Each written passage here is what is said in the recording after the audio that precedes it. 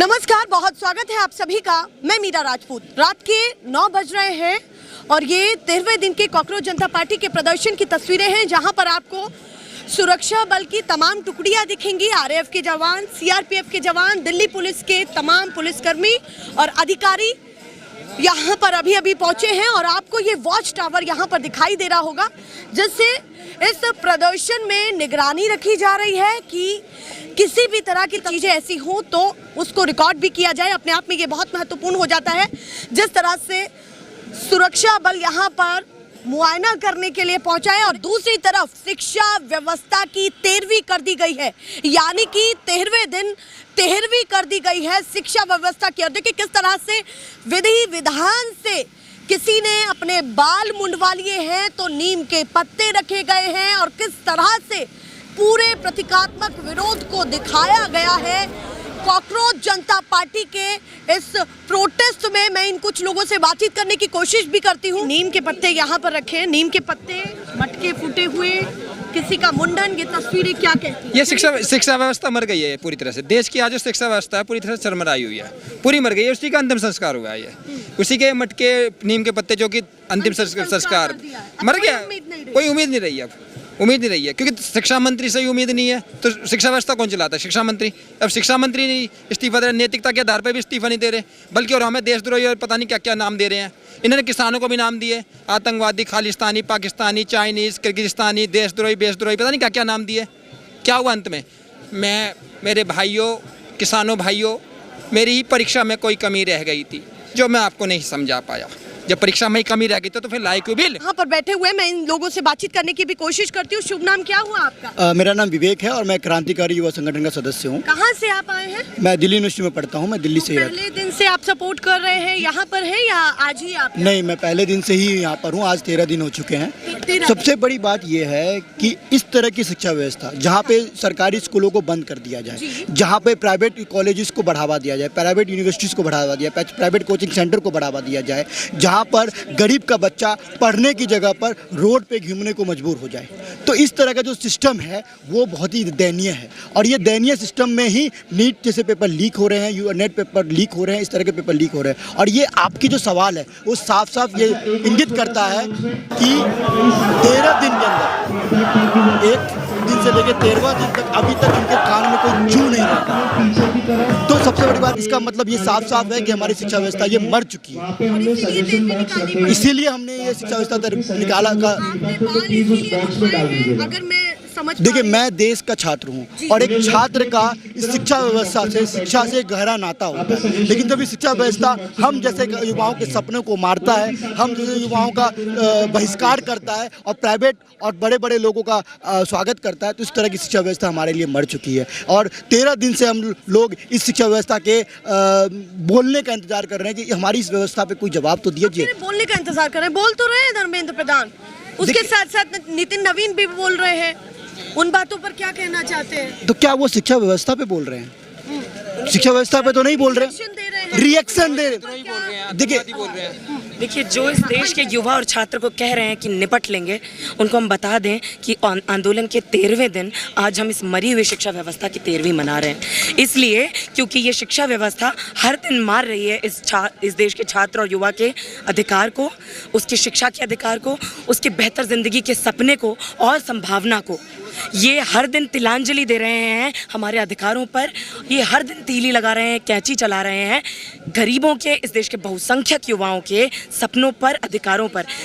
दुनिया की जो सबसे ज़्यादा युवा जनता वाला देश है भारत, उसमें सबसे ज़्यादा युवाओं का जो हिस्सा है वो गरीब युवा है, निचले मध्यम वर्गीय परिवारों से आया है, हाशियाई तबकों से आता है, वंचित परिवारों से आता है। उसको ये व्यवस्था कह रही है कि तुम्हारी जेब कितनी मोटी है, उससे पता चलेगा कि तुम्हारा बच्चा बेहतर शिक्षा ले पाएगा कि नहीं ले पाएगा, उसको बेहतर नौकरी मिलेगी कि नहीं मिलेगी, या फिर तुम मजदूर, तुम्हारा बच्चा भी मजदूर, तुम गरीब, तुम्हारा बच्चा भी गरीब। हम यहाँ से ये पैगाम क्रांतिकारी युवा संगठन की तरफ से देश भर के युवाओं और छात्रों को देना चाहते हैं कि इस मरी हुई शिक्षा व्यवस्था को पुनर्जीवित करने का एक ही तरीका है, वो है कि इस देश का हर छात्र और हर युवा और न्याय पसंद नागरिक अपने अभिभावकों के साथ अब जमीन पर उतरिए और इस व्यवस्था से मांगिए कि नेताजी का बच्चा जब तक जाएगा प्राइवेट स्कूल, कोचिंग सेंटर और पेपर खरीद भी लेगा और फॉरेन यूनिवर्सिटी पढ़ने जाएगा और कॉन्वेंट जाएगा और आपका बच्चा सरकारी स्कूल में झाड़ू लगाएगा, तब तक आपकी ज़िंदगी नहीं बदलने वाली है। तो ज़रूरत है इस देश को कि वो जिनके कंधों पर हमने बागडोर दे दी कि भाई ये शिक्षा व्यवस्था संभालेंगे, उनका बच्चा भी जाए सरकारी स्कूल। शिक्षा मंत्री, प्रधानमंत्री, मजदूर, किसान, खेत मजदूर, दलित, आदिवासी, अल्पसंख्यक समुदाय से इस गैर बराबरी की सीढ़ी में आखिरी पायदान पर जो हमारी बहन है, वो और उसका बच्चा सबको समान, बेहतर, मुफ्त सरकारी शिक्षा केजी से लेकर पीजी तक स्कूल कॉलेज उसको मिले। जब तक अवसर समान नहीं होंगे, जब तक शिक्षा समान नहीं होगी, अधिकार हमें समान नहीं मिलेंगे, तब तक हमें अवसर समान नहीं मिल सकते। तो इस देश की बहुसंख्यक जनता डबल ट्रिपल शिफ्ट जो काम कर रही है, 2 घंटे मेहनत करते हैं, जो आपके काम के घंटों में से 2 घंटे आप अपनी तनख्वाह के लिए कर रहे हैं और बाकी घंटे आप इस सरकार के अच्छे दिन, कॉर्पोरेट्स के अच्छे दिन लाने के लिए कर रहे हैं, उसको बंद कीजिए। ज़मीन पर आंदोलन से अपनी अपनी जगह पर जुड़िए इन महत्वपूर्ण मांगों के साथ। ये अपने आप में बहुत महत्वपूर्ण तस्वीर हो जाती है कि जब देश की राजधानी में नीम के पत्ते, शिक्षा व्यवस्था की तेरवी, उसके साथ साथ फूटा हुआ वहाँ मिट्टी का मटका और ये तमाम लोग बैठे हों जो लगातार यहाँ पर विरोध प्रदर्शन कर रहे हैं, नारे लगा करके लुटियन जोन तक भी लगातार आवाज़ पहुँचाने की कोशिश कर रहे हैं। उसके साथ साथ हर दिन जिस तरह से अपने आप में सोनम वांगचुक के लिए महत्वपूर्ण होता जा रहा है, 5वें दिन आज वो अपनी हंगर स्ट्राइक को जारी रखे हुए हैं, ये भी बहुत महत्वपूर्ण है। इस तरह की तस्वीरें निकलना कि इनेश कुमार की हालत खराब हो जाती है, फिर उनको स्ट्रेचर पर आधी रात को, देर रात को ले जाया जाता है। प्रोटेस्ट में लगातार जो तस्वीर है वो बड़ी तो होती जा ही रही है, पर उसके साथ साथ अब सिस्टम क्या जवाब और देने वाला है वो देखना होगा। पर फिलहाल इस 13वीं को लेकर के मैं सवाल कर रही हूँ और लगता है कि ये जो तस्वीरें आप हर दिन अलग अलग अंदाज में निकाल रहे हैं, बिल्कुल आवाज़ पहुंच रही है। देखिए, शिक्षा व्यवस्था चाहे सरकार कितनी भी शिक्षा नीति ले आए, पर जब तक पुरानी शिक्षा नीति पे काम नहीं करेगी, स्कूल के अंदर टीचर नहीं है, स्कूल के अंदर शौचालय नहीं है, स्कूल के अंदर पानी पीने का पानी नहीं है, स्कूल के अंदर बेटियों के लिए, बच्चों के लिए शौचालय नहीं है, और कितनी भी सबसे बड़ी बात है 12 से 18 घंटे बच्चे पढ़ रहा है, उसको रिजल्ट क्या मिल रहा है? Paper leak. जिन बच्चों को किताबों में होना चाहिए था वो मजबूर आज सड़कों पर बैठने के लिए। ये सरकार ने इस तरह की शिक्षा नीति बनाई है। इस सरकार ने उन बच्चों को जो आने वाला भविष्य है, उन भविष्य को आज सड़कों पर बैठाया है। ये सरकार पूर्ण रूप से विरोधी है।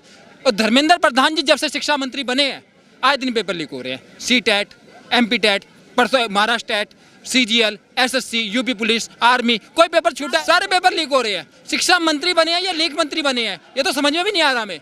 और एक चीज़ और मैं कहना चाहता हूँ आपके चैनल के माध्यम से, मुझे एक चीज़ और लगता है, जब बच्चे फॉर्म भरते हैं तो उसमें पैसे जो लिए जाते हैं, कहीं वो इलेक्शन में तो यूज़ नहीं कर रहे, उसमें करोड़ों रुपये इकट्ठा हो जाता है। ये बड़ा क्वेश्चन चिन्ह खड़ा करता है इन पे कि जब इलेक्शन होता है जब इनके ज़्यादा पेपर लीक होते हैं। अभी आने वाले टाइम में पंजाब का चुनाव हो रहा है, इससे पहले भी बंगाल के चुनाव हुए, तो जब भी चुनाव होते हैं उसके आसपास ही इनके पेपर लीक होते हैं। जब सिस्टम ये कहेगा कि 20 जून को आपने अपने प्रदर्शन की शुरुआत यहाँ से की और अगली सुबह हमने री एग्जाम कराया, तब आप क्या जवाब देंगे? 20 जून के आपने बोला री एग्जाम, प्रदर्शन यहाँ हाँ, शुरू हुआ, 21 जून को री एग्जाम हुआ नीट का, तो उस पर आपकी क्या प्रतिक्रिया होनी चाहिए? देखिए, पहले ना हमने ये ऐसी नौबत क्यों आई? ऐसी नौबत क्यों आई? अगर ये सही तरीके से काम कर लेते, शिक्षा मंत्री कुर्सी से चिपके ना बैठे, एसी में ना बैठे होते, जमीन पे पहले उतर जाते, तो जरूरत क्या पड़ती? अब ये बताइए, नेशनल टेस्ट एजेंसी NTA, उसका काम क्या है? शिक्षा परीक्षाओं को सही से करवाना। उसने करवाई? जब उसी के अधिकारी बायोलॉजी का पेपर देंगे, केमिस्ट्री का पेपर देंगे, फिजिक्स का पेपर देंगे, तो किससे उम्मीद करे? वो कहावत ना, बिल्ली को जब दूध के लिए बैठाया तो बिल्ली दूध पी गई सारा। तो जब वही करने के लिए बैठे हैं तो फिर शिक्षा पद्धति NTA को रद्द क्यों नहीं कर देते? जब आपसे एक परीक्षा सही से नहीं होती है, परीक्षा नहीं सही करवा सकते, तो NTA का क्या काम? उन अधिकारियों का क्या काम जब वे परीक्षा सही से नहीं करवा सकते? तो एक सवाल अगर जो आपने पूछा है ये लाइव दिखाओगे आप? हाँ बिल्कुल दिखाएंगे। ये 8:26 नेशनल पिलर आप देख लीजिए और कोई जब भी तो देख पाएंगे ना आप। अगर सवाल उठा रहे हैं आप, मैं आती हूँ, रुकिए, चलिए मैं आपके पास आती हूँ। आपका मानना ये है कि मैं दिखाऊं या नहीं दिखाऊं? सवाल किया है तो जरूरी है कि मैं दिखाऊंगी या नहीं। नेशनल पिलर है हमारा प्लेटफॉर्म और बहुत अच्छे से अगर सवाल करता है तो दिखाना भी जानता है, ठीक है? आप कहाँ से आए हैं? मैं दिल्ली से हूँ।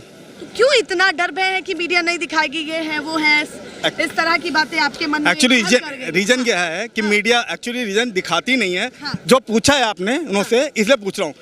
वैसे मैं बताऊंगा नहीं, मगर रीजन बता दो, क्योंकि आपने जो क्वेश्चन पूछे हैं ना, आपने वो आने चाहिए। हाँ, आपका कहना है। नेचुर ये है आपने कि जो वो क्वेश्चन, बोल रहे हैं कि हाँ नो प्रॉब्लम, ठीक है, थैंक यू। बहुत धन्यवाद। देखिए किस तरह की तस्वीरें यहाँ से निकल रही हैं। बहुत देर से आप भी बोलने की कोशिश कर रहे हैं, बताइए क्या। मैम अभी आपने एक क्वेश्चन पूछा था कि जिस दिन पेपर हुआ जिस दिन हम लोग यहाँ धरने बैठे उसके अगले दिन पेपर करा दिया गया, तो उसका जवाब मुझे लगता है मैम सेटिस्फैक्ट्री नहीं दे पाई। मैं नीट तो आप satisfactory जवाब दीजिए, अगर वो satisfy नहीं कर पाए। मैं नीट एस्पिरेंट हूँ, मैं उससे बेहतर है ना। मैं नीट एस्पिरेंट तो जी मैं नीट एस्पिरेंट तो मुझे लगता है मैं उससे बेहतर एक्सप्लेन कर सकता हूँ ना। आपने बताया कि आपने कहा जिस दिन हुआ प्रोटेस्ट हुआ अगले दिन वो हो गया, हाँ अगले दिन उन्होंने पेपर करा दिया। तो ये अब मैं इससे थोड़ा पीछे आता हूँ। एक महीने गैप मिला था। मैं जो है 2 साल नीट की तैयारी कर रहा हूँ। मैं सिलेक्ट हो गया था। मेरे पहली बार मैंने क्वेश्चन मार्क्स चेक किए, OMR चेक की, मेरे 632 मार्क्स आए। ये इतने मार्क्स हो तो लोग समझ लेते हैं यहाँ क्लियर इसका हो जाएगा, ठीक है। उसके बाद हो गया, मेरी मम्मी खुश, मेरे पापा खुश, मैं यहाँ से ठीक गया। और उसके बाद मैं घूमने के लिए तैयार हो गया कि चलो मैं कहीं बुआ के यहाँ घुमाता हूँ। उसके बाद मुझे पता चला अचानक से कि पेपर लीक हो गया। अब देखिए मैंने साल भर मेहनत की, सब कुछ था ठीक, मेरी तैयारी भी ठीक है। अब उसके बाद देखिए कि जैसे मम्मी को पता चला, 2 साल से मैं नहीं क्वालिफाई कर पा रहा था, अब कि मेरा तीसरा साल था। मैंने 4.5 लाख रुपए लगाया, मेरे पापा किसान हैं। और उसके बाद मेरी मम्मी को पता चला कि अब की बार भी नहीं हुआ इसका। मेरी मम्मी ज़्यादा पढ़ी लिखी नहीं, तो उनको इतना सिस्टम को समझ, लेकिन पता चला कि पेपर रद्द हो गया। मेरी मम्मी फूट के रोई, हाँ। और उसके पहले उन्होंने चुपचाप लोगों से नहीं बताया, लेकिन प्रसाद बांट दिया था, टोले पड़ोस में लड्डू बांट दिया था। ये नहीं बताया कि क्यों बांटा, लेकिन बांट दिया था, ठीक। उसके बाद मेरी मम्मी फूट के रोई कि मेरे बच्चे का नहीं हुआ। जब मैं सिलेक्ट होके गया तो मैंने मार्क्स ऐड किए, दीदी से बताया, मेरी दीदी ने खुश होकर मुझे गले लगाया। उसके बाद जब बताया कि पेपर लीक हो गया तो वो रोई। और उसके बाद वही 2 सीन मेरे दिमाग में महीने भर चल रहे थे कि मेरी मम्मी रोई, मेरी दीदी रोई। अगर मेरा नहीं हुआ आपकी बार, जब दोबारा नीट होगा तो मेरा क्या होगा। इस बात से मेरे दिमाग में बार वही छवि घूमती। मैं पढ़ूँ, हाँ मैं पढ़ूँ तो मेरे दिमाग में बार वही आया कि यार मेरा ना हुआ तो क्या होगा। तो इस वजह से मैं कंसंट्रेट नहीं कर पा रहा था। और उसके बाद जिन लोगों ने पेपर दिया उन्हें पता था कि पेपर के लेवल में अचानक इतना स्विच आया। जब पेपर तुम्हारे सिस्टम की गलती से पेपर लीक हुआ तो पेपर कुछ वैसा ही, तो इतने बाद इस वाले पेपर में बिल्कुल काफ़ी गैप था कि मतलब हाँ ज़मीन आसमान को। जेई वाले जो एस्पिरेंट थे जो मेरे साथ जो इंजीनियरिंग की तैयारी करते हैं, उनसे भी ये पेपर नहीं सॉल्व हो रहा था। एक तो सिस्टम ने गलती की, और उसके बाद तुम्हें बच्चों के साथ सांत्वना रखनी चाहिए। उसके बाद आप ऐसा टफ पेपर ले रहे हैं कि बच्चे को खुद पे डाउट हो रहा है। मैंने 632 स्कोर किया था, उसके बाद मेरे 461 आए। आप समझिए, उसके बाद किसी के 632 आए, उसके बाद 461 आ जाए, मार्क्स में इतना डिफरेंस। मैं बताऊं, मैं एग्जाम सेंटर से निकला था तो यही पहन के गया था। एग्जाम सेंटर से निकला था तो मुझे चक्कर आ रहा था कि अब मेरा क्या होगा। मुझे पहले इतना मेंटली लिस्ट था। पापा सारे पैसे लोन नहीं लिए थे, लेकिन 61,000 रुपये उन्होंने लोन लिए। हाँ 61,000 रुपये उन्होंने आकाश में लिया था। उसके बाद रिक्वेस्ट करके, है ना, एडमिशन लिया था। और उसके बाद फिर जी उसके बाद मुझे समझ नहीं आ रहा था। मुझे पता नहीं कि मैं चक्कर खा के वहीं गेट पे बैठा अपनी मर्जी था। उसके बाद मुझे आधे घंटे होश नहीं आया। फिर मेरी आँख खुली तो मैं अपने वहाँ पड़ोस में एक घर था, मैं वहाँ था। मेरा घर एग्जाम सेंटर से 60 किलोमीटर दूर था। वहाँ से मम्मी पापा आ चुके थे। आई वॉज हॉस्पिटलाइज्ड, है ना। उसके बाद दो दिन बाद मुझे नॉर्मल हुआ। तो बताएं कि वो बस ये कह देना कि जिस दिन हुआ था ये प्रोटेस्ट, उसके अगले दिन पेपर करा दिया कि ये सोल्यूशन नहीं था। ये मेंटल ट्रॉमा जो मैंने झेला, इसका जिम्मेदार कौन है, बस ये मैं पूछना चाहता हूँ। जिम्मेदारी तय करते हुए आप क्या मानते हैं कि 2 अगर मुख्य चीजें होनी चाहिए तो वो क्या होनी चाहिए? 2 मुख्य चीज़ें होनी चाहिए। पहली बात तो उनको अपनी जिम्मेदारी, उनको अकाउंटेबिलिटी लेनी चाहिए कि अगर सिस्टम गलती से बच्चों का नुकसान हुआ है तो वो आए पर्सनल तौर से बच्चों से सॉरी बोलें और अगली बार प्रॉमिस करें कि ऐसा नहीं होगा। उनसे बड़े जो अधिकारी हैं उनको चाहिए कि अच्छी से अच्छी कार्रवाई करें, है ना। उनको जो लोग एक्यूज्ड हैं, जो लोग विक्टिम हैं, उनको जेल में डालें ताकि ऐसा ना हो। 2024 में पेपर लीक हुआ था, अगर उस बार कोई बड़ा कदम उठाया गया होता तो 2026 में हमें ये ना झेलना पड़ता। मैं उस बार भी था, इस बार भी था। सिस्टम की 2 बार फेलियर सुन के मुझे लग रहा है कि मतलब मेरा देश की डेमोक्रेसी से विश्वास उठता जा रहा है। ये मैं आपको बताना चाहता हूँ।